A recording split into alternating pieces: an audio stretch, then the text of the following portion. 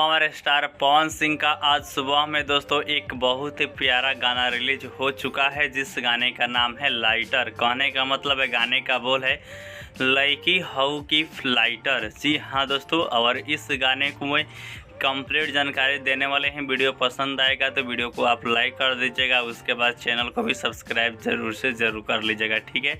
आइए जानते हैं पावर स्टार पवन सिंह जी जो गाने लेकर आए हैं, इस गाने के बारे में। सिंगर कौन है, एक्ट्रेस कौन है, म्यूज़िक इनका है, किस चैनल पर रिलीज़ किया गया है, आइए आपको बताते हैं, ठीक है। गाने का नाम है लाइटर। सिंगर हैं पावर स्टार पवन सिंह और उनका साथ दे रही है शिल्पी राज जी। जो एक्ट्रेस है पवन सिंह के साथ में, उनका नाम है सालू सिंह जी। गीत लिखे हैं मनीष राज जी और म्यूजिक तैयार किए हैं आर्या शर्मा जी। जी हाँ दोस्तों, आर्या शर्मा जी का म्यूजिक है और इस गाने के डायरेक्टर पवन पाल जी है।